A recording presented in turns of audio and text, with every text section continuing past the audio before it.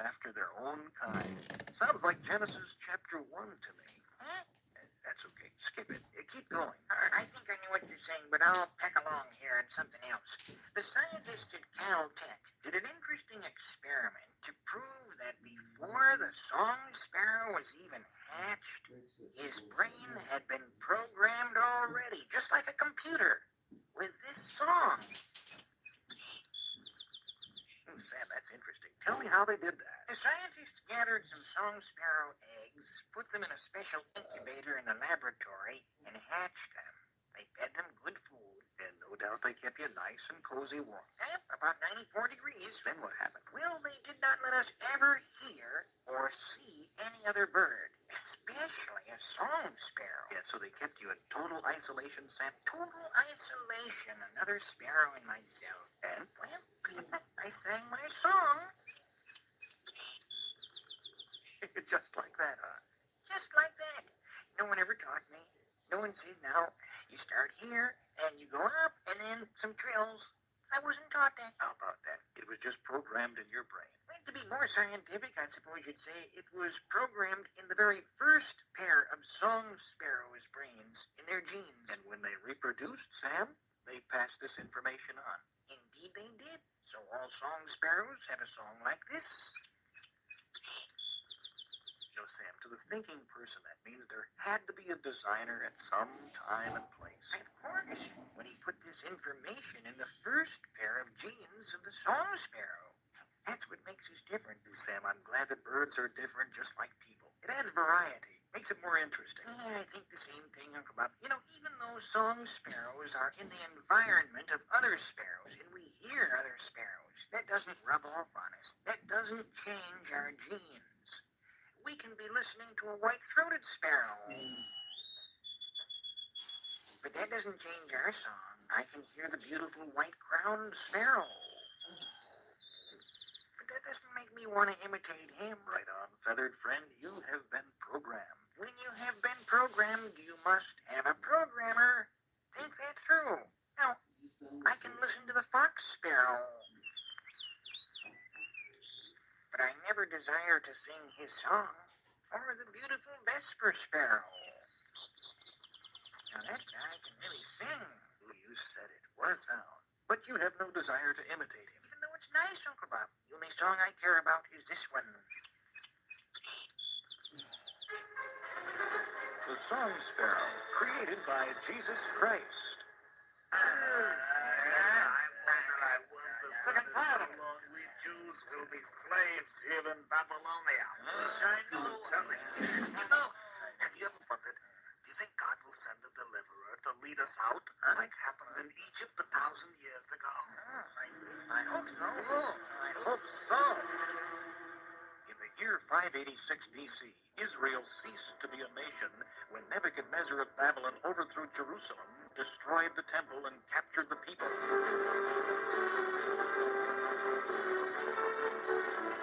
Jeremiah the prophet was one of those many Jews in captivity at this time. One day, God spoke to him. Jeremiah, I'll cause my Jewish people to return to their land of Israel. They'll build their homes once again. They'll also build the temple, and joy once again will be heard in the land. Praise the Lord. Nearly 70 years passed. The Babylonians no longer are ruling the world. The great empire is now in the hands of the powerful Medes and Persians. Cyrus, the king of Persia, speaks to one of his lieutenants now. Ptolemy, I can't put my finger on it. I don't know. Your Majesty, shall we bring in the astrologers? No, not yet. But do me one favor. Close the door. Yes, Your Majesty. Somewhat better. But I still feel stirred up about something. The Bible tells us in Ezra chapter 1 that God stirred up Cyrus about a very important matter. Let's listen. King Cyrus.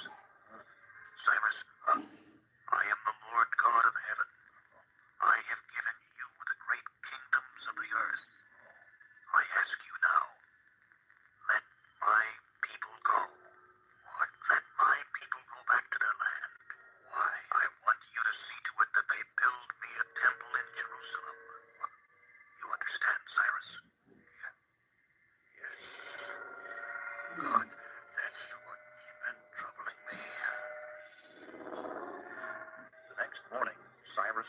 Jewish leaders from the tribes of Judah and Benjamin together. Yes, sir. Gentlemen, sir, I called you into my presence this morning to tell you that the God of heaven has spoken to me about you. Don't be frightened. I have good tidings for you. Your God has told me to make sure that you go back to your land of Israel and that you rebuild your temple. Praise the Lord. Praise the Lord. Your God told me to make certain that the temple is rebuilt. Gentlemen, that I shall do.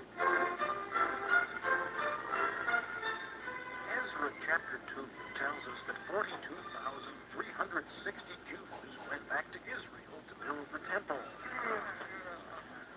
feet are tired, Andrew, but my heart is happy. We're back in our land of Israel again. Glory to God. Man must build his temple like this. You know, brother, we must be alert to opposition. That's right, brother. Whenever God does a work, Satan is busy too.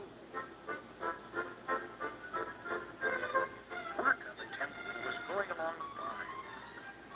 But nearby enemy nations saw what the Jews were doing and called a special summit meeting. Hold on.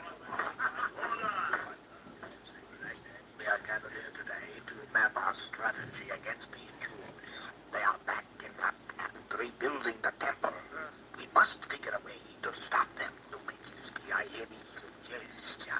Big Jabil, I suggest, Your Majesty, that we approach Zerubbabel, the Jewish leader, and act very friendly to him.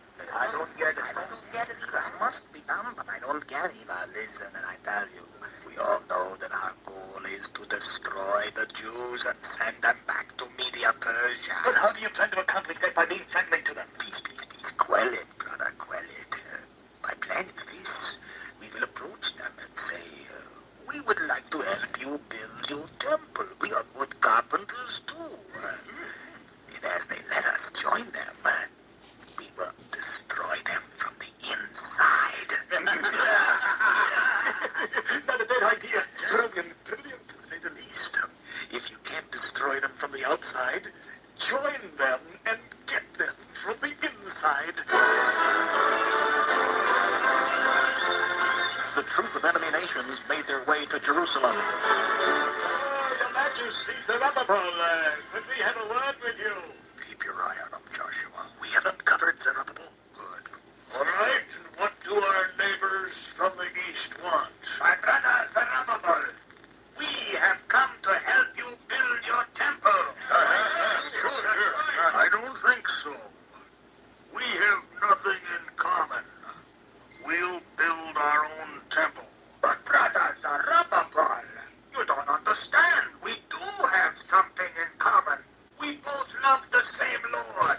We worship Jehovah too and offer sacrifices to him.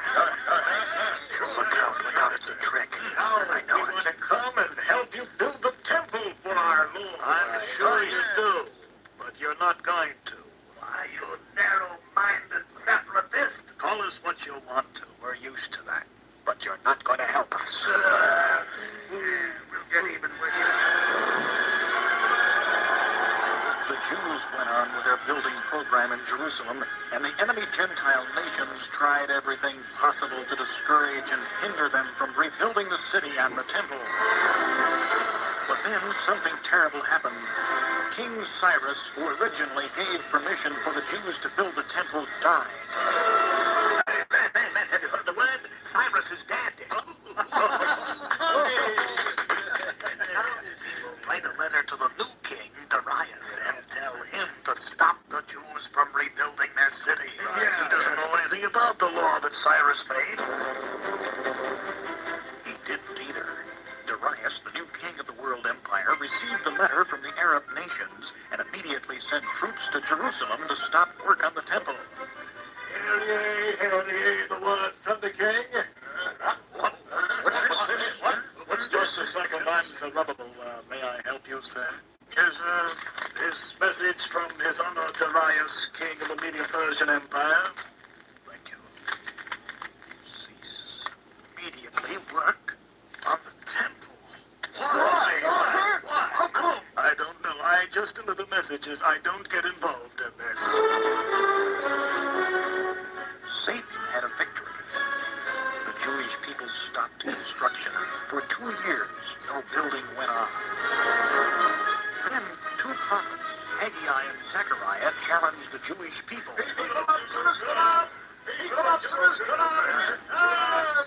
Get back to work. Finish the job on that temple. God has given us orders, and we take our orders from him. Who's that? Haggai.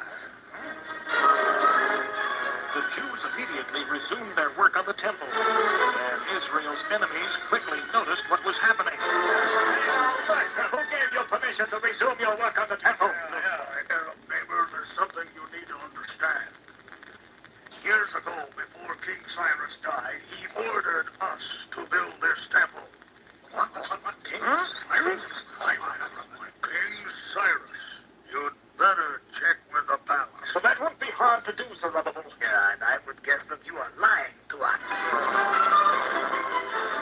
And so, Your Majesty, he told me that King Cyrus, your predecessor, ordered the Jews to build this temple. Yes, I know. I just discovered that going through some of his laws. That means you must leave.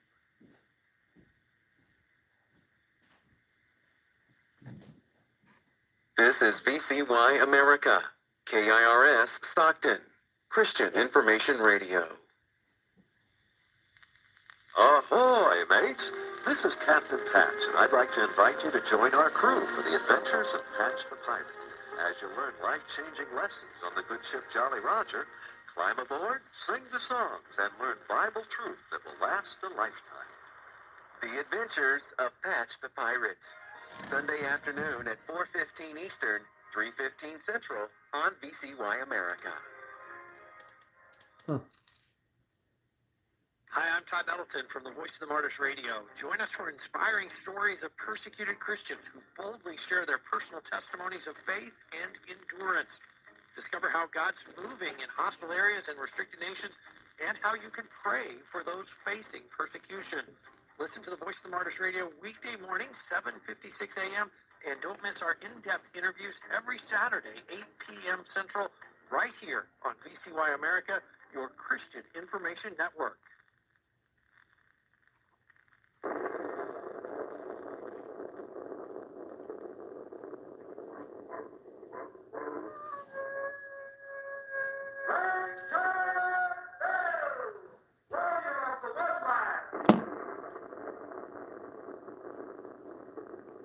Ranger Bill, warrior of the woodland, struggling against extreme odds, traveling dangerous trails, fighting the many enemies of nature. This is the job of the guardian of the forest, Ranger Bill.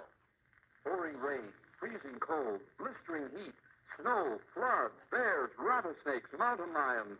Yes, all this in exchange for the satisfaction and pride of a job well done.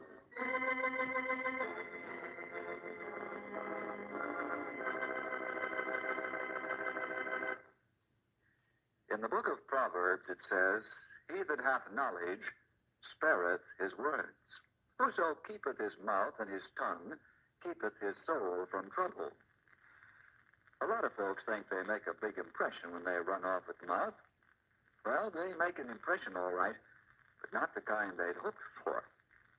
If you think before you speak, you'll never have to be sorry for what you said and wish you could take the words back. Now, some folks speak evil of one another and gossip. Others speak destructive criticism. And then there's the know-it-all. We're going to run across one of those in our story today. Let's meet him in the Loudmouth.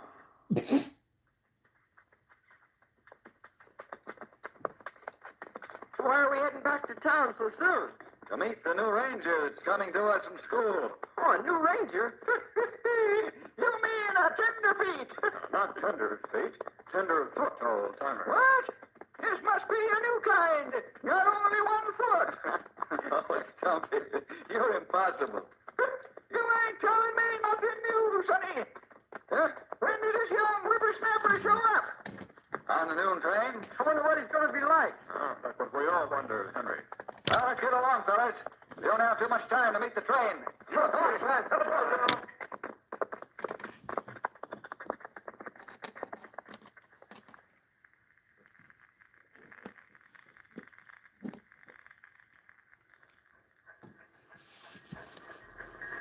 Boy, we got here just in time. Here comes the Fireball Express now.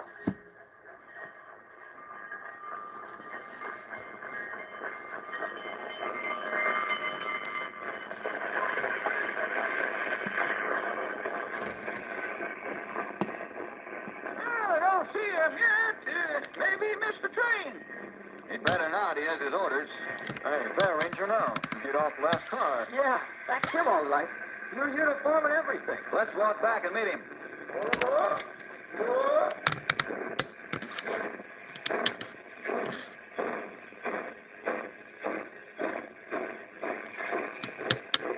Jefferson? Yes, I'm Bill Jefferson. The name's Sands, Jerry Sands, reporting for duty, sir. I come with good recommendations, and, well, I think I'm a good ranger. No doubt, Jerry. You'll soon find out. Oh, you won't have any trouble with me as far as breaking me in. I can take over my assignment right away. You see, I'm just not the kind to stand around. I plan to make the top in just a few years. You don't say. I'm Stumpy Jenkins, honey. How do you do, Mr. Jenkins? I've heard a lot about you. You're the old codger that still has a lot of ball. It's all right. We call each other by our first names around here, young feller. This is Henry Scott. What, Jerry? And Grey Wolf. How you do? How you do? I'll take your bag and we go to the car. Oh, that's all right. I don't expect you older fellas to baby me. You don't worry about that. Now, say, you'll pull your weight in the harness just like the rest of the team, with us older men. Well, I'm glad for that because, well, I know a lot about rangering. I was at the top of my class in school, and they say I'm real good. Well, you'll soon find out, sonny. Let's get to the car. Sure, anything you say. You older men ought to be able to teach me a few things, but maybe I can help you since my education. I've seen and heard it all now, and I'm still in high school. He's not much older than you are, pal. Boy, are we going to have fun with this guy? Yeah, I'm afraid so. If he tries to tangle with that old codger of ours, you know who'll come out the winner. I sure do. But Jerry will be a lot drier behind the ears after Stumpy is putting him through smart enough school. Let's get to the car and watch what happens. It ought to be interesting. Really interesting.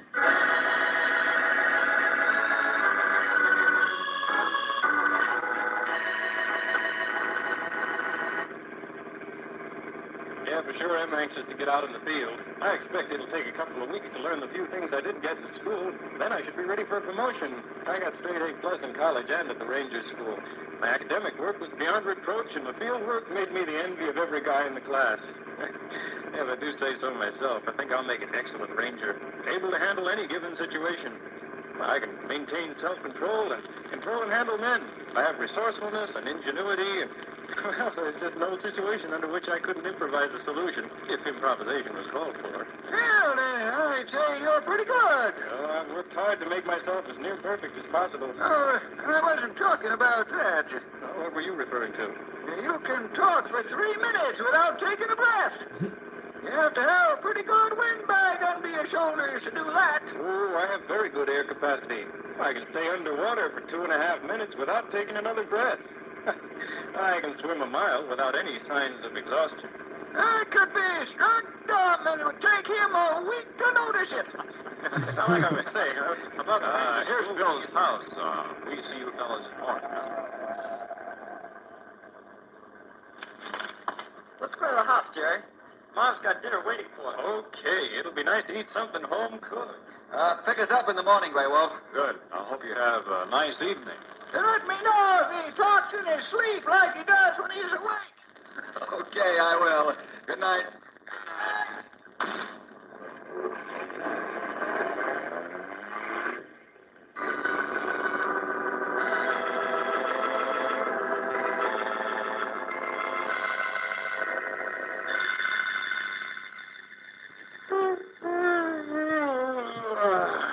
Well, it's getting to be time for me to retire. I always get 10 hours sleep. That's what gives me the stamina to maintain an edge over the average fella and to outsmart the ones that are above average. You have to pay a price to be good, but, well, It's worth it. You know where the guest room is, Jerry. You can hit the hay anytime you wish. Oh, thanks. I think I'll do it right now. Oh, and by the way, wake me early in the morning. I want to have time to work out so as I can maintain the condition of my muscles. Good night. Good night, Jerry. Good night.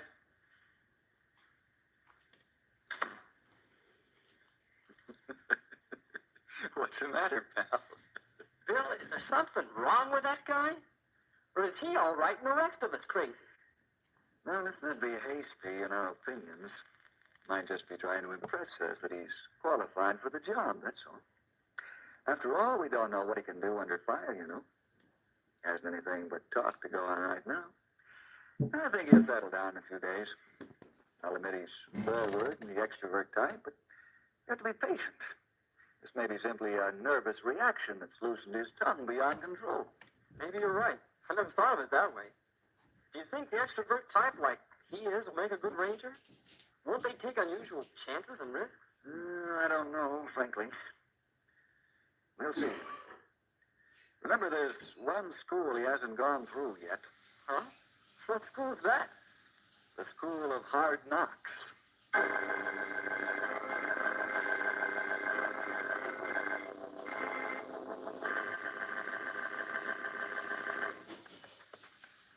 You fellas take out Jerry and show him some of the good country we look after around here.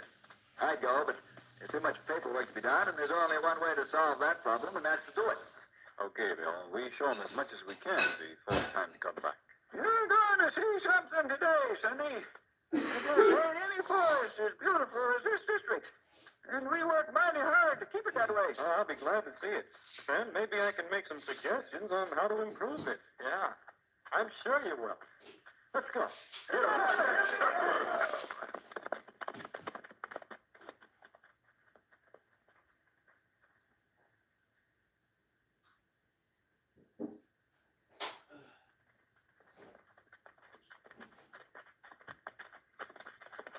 Tell me, why isn't there a fire lane through the heart of this stand?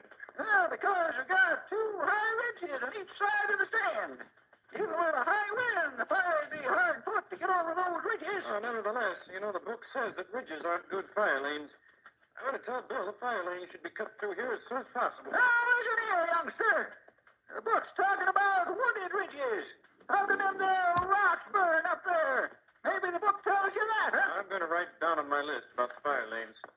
I knew I'd find a few things to correct. They told me in school that I'm a natural for ranger work. Any opportunity?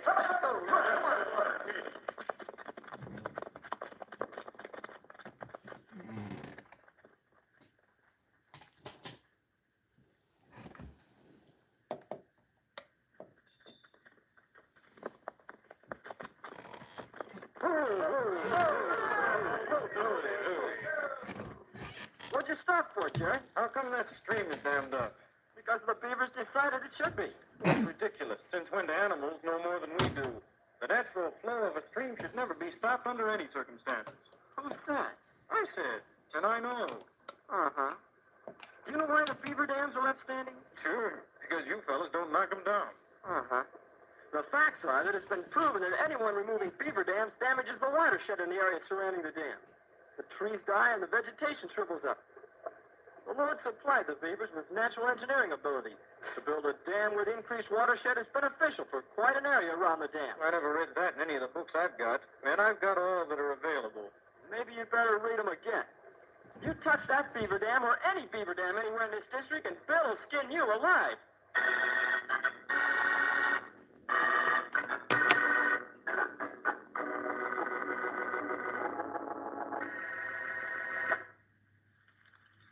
Oh, these are pretty fair biscuits, Grandma. Thank you, Jerry. Of course, I can make better ones. That's right.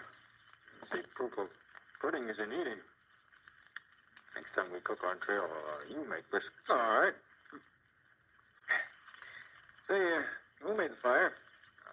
This is my day. I make fire. Well, I hope I never get as sloppy as you fellas after I'm the ranger for a while. That fire's made all wrong. Oh? How, should it be made? Oh, like this, here.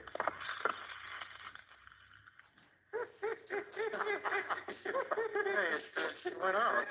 Sure, it went out, Tenderfoot. Grey Wolf made the fire the way he did to catch the ground draft. You moved the logs and cut the ground draft off. Yeah, well, I hadn't intended to move them so far. I guess I slipped. You would slip all right, but not with logs.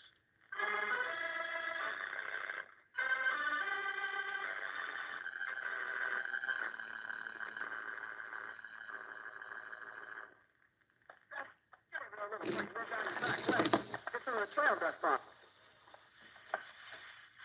How's that pile of hay for supper, Bess? You think it'll fill up your hay basket? She says she'll need some more by bedtime. Land sakes! Didn't her mother ever feed her when she was a cub? Hey, what do you fellows think we should do about Jerry? I haven't even thought about him since we came back. Because I might just go out there and punch him right in the snoot. No, don't go getting all riled up about him, Henry. He's got to be taught a few lessons, that's all. Then he'll straighten out and act like he should. That's what I think, too. Jerry's not really a bad fellow. Maybe he's scared, and that's why he carry on like this. Or maybe he think he really is good. I think it up to us to teach him a few things. You said it, Grey Wolf. But what'll Bill say if he finds out we're going to give Mr. Wise Guy the treatment? I don't know. Here comes Bill now. Hello, Bill. Oh, that's easy. Hello, fellas. What have the three of you got your heads together about? Foolish questions get foolish answers, young fella. I know. Jerry gave me his list of improvements that he thinks should be made.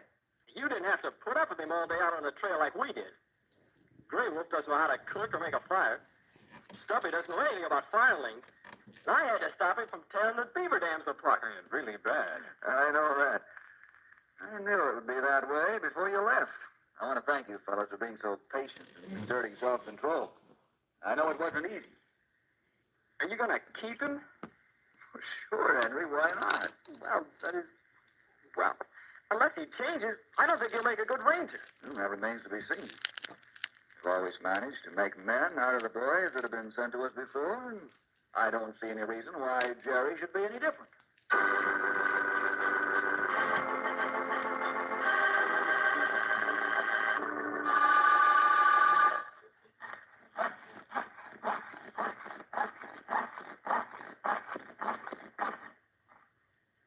Jerry! Yes, Stumpy? Do you know where our warehouse is? No, but yes, I can find it easy enough by asking a few questions. You can, huh? Suppose down there and get me a set of bow-legged tree climbers. Oh, what do you think I am, old-timer, a tenderfoot? Who ever heard of bow-legged tree climbers? Well, now, young feller, looky here. How am I going to get these straight-legged tree climbers to fit my old bow legs, huh? If you're such a genius, tell me that. I guess you're not joking, huh? Okay, I'll get them.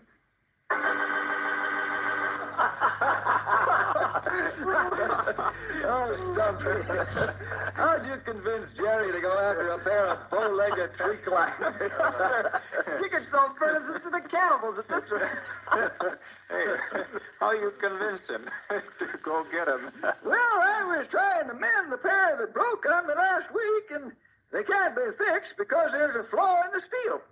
So I rigged them up like this, and stuck one of them on my leg like this, and believe me, that's all there was to it. I've seen you fellas pull off a lot of tricks, but this one tops them all. Tree climbers for your whole leg.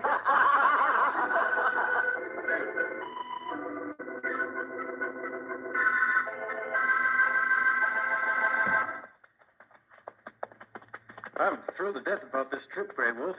Shows that Bill has confidence in me already, and I've only been here a short while. I guess it just proves out that I'm good. We soon find out.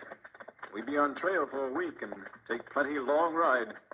You find that trail not always friendly. I can meet any situation, Grey Wolf. I think I'm intelligent enough to match wits with a dangerous trail.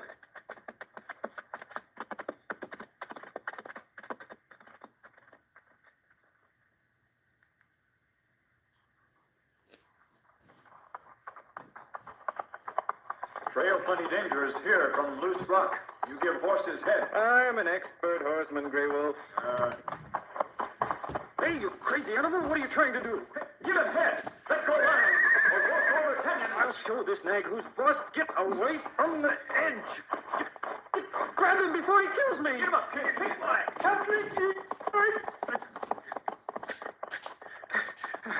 Oh, that was close.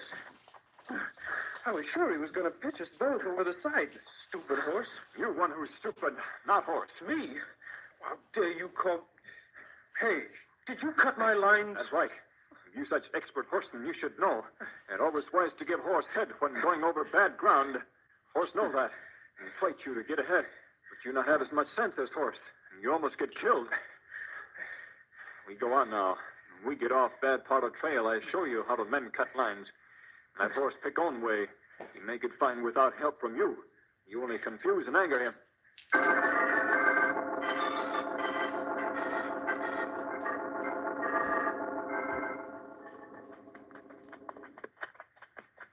Hey, Grey Wolf, we're riding in a circle. We have been for the last 3 hours. Oh, King, oh, boy. Whoa. How you know that? How do I know it? Don't you know it, too? You've been riding these trails for years, and you don't know when we're lost? What kind of a ranger are you, anyway? Not very good, according to you. You plenty sharp. Well, I told you I was good. If I didn't notice we were riding in a circle, we'd have kept right on going around and around until the next 4th of July. Well, what you say is true. Now you find way home. Well, don't you know how? No. I just dumb ranger. Not have much school like you, and I'm not smart as you. Well, that I can understand, but how do we find our way home? Oh, I sit down and rest. You figure it out.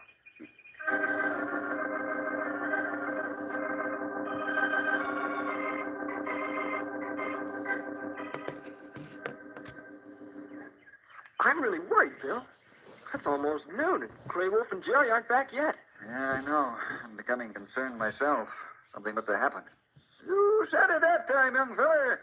Even Grey Wolf isn't safe with that maverick around loose. Hey, wait a minute. Here they come now. Huh? It's him, all right. Jerry looks like he's been pulled to a knothole. Who isn't safe with who? I think Grey Wolf's taken our young friend down a peg or two by the looks of things. You may be right. Why, Grey Wolf has a smile on his face like a bullfrog that just ate a mess of bugs. Jerry, get yourself 3 hours rest. Then you're going to the big mesa country to count small-horned sheep. Alone? At night? Certainly. You want to get ahead fast in this business? And I've got to make sure you can take responsibility and get a job done. Yeah, but I've been out now without any sleep to speak of. Grey Wolf, didn't you fellas make camp last night? We have whole night's rest. Oh, I was sure of that. I want those small-horn sheep counted before there's a blizzard, so we'll know how much food they'll need if they get snowed in. Get some rest and hit the trail, young man. Yeah, but... Do I understand that you refuse to obey my orders? No, sir. I'll be on the trail at sundown.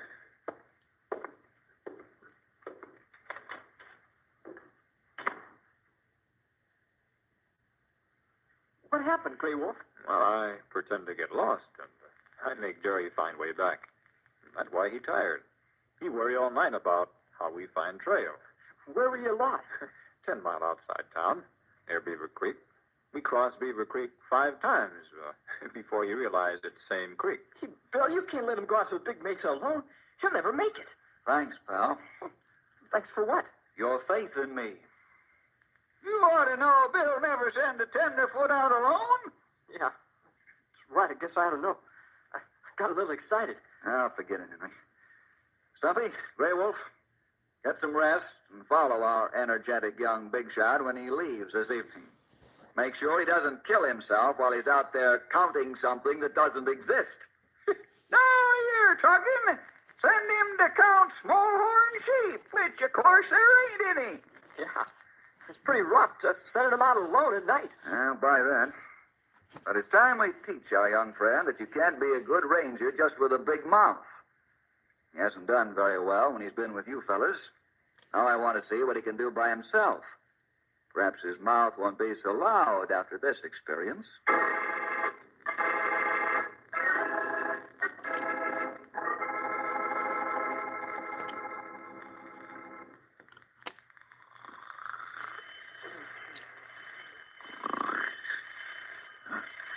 Bill, there's a forest fire. Yeah, I'll get the phone.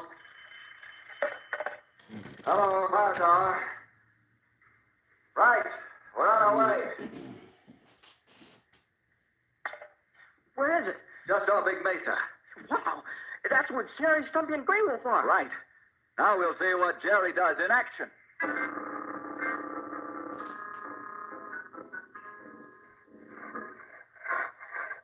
Grey Wolf, how are you fellas making out in there?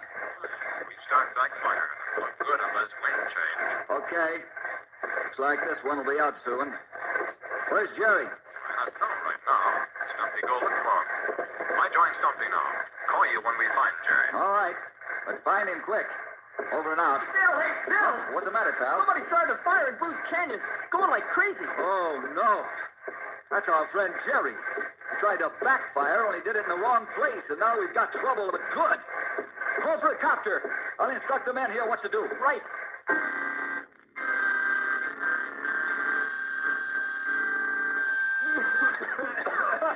Jerry! Jerry, what in the name of common sense are you trying to do? I tried to start a backfire, only it isn't going to work. You say plenty. Now we're surrounded by fire. You mean we're not going to get out? We'll be killed? Not if we get out of it. Start digging a hole. What for? Let's run for it. Try to get out. You listen to me, Tenderfoot. Don't forget it. If I bash you alongside the head with my shovel, start digging.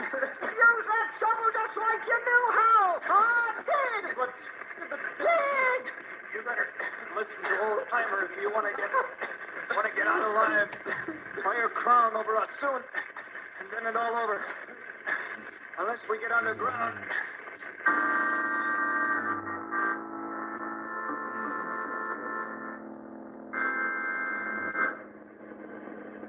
Boy, it sure looks bad down there. The fire's going to crown any minute. Can you see any of them down there? I don't see any signs of light.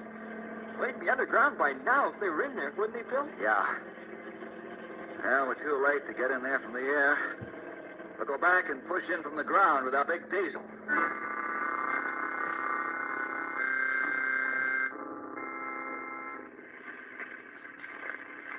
Here she comes, right over us. You're gonna eat dirt, Sonny. You don't like it. Come on.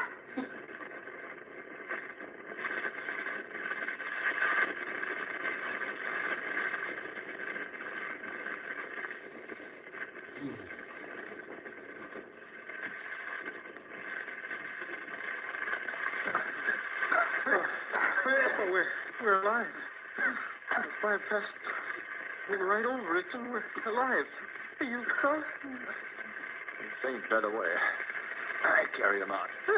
It's too hard yet, Grey Wolf. Let's wait a while. We ain't going no place but home now anyway.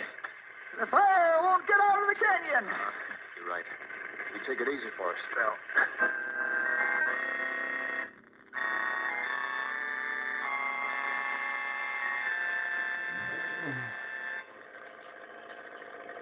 Here comes Bill with Big Brute. Oh, who's Big Bruce? That big double Caterpillar tractor is Big Bruce. That ain't the front of the station machinery.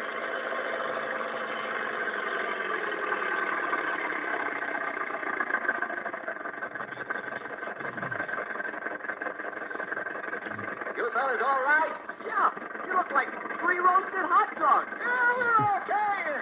Jerry here got a thing, but he's fit as a fiddle now. Come on, climb aboard. Here, Jerry, I'll help you up. Thank you, Grey Wolf. Let's get out of here now, young fella.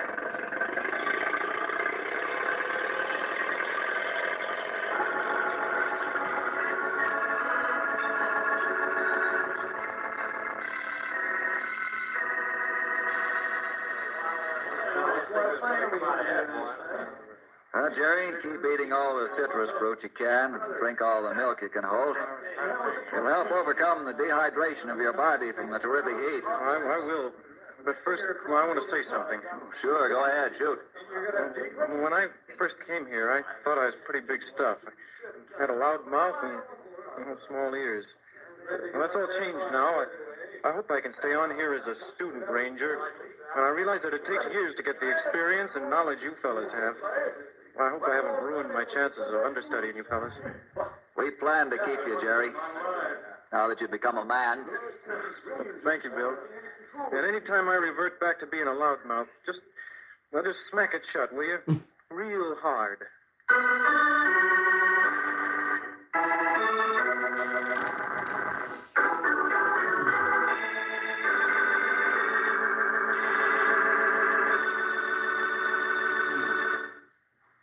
He that hath knowledge spareth his words.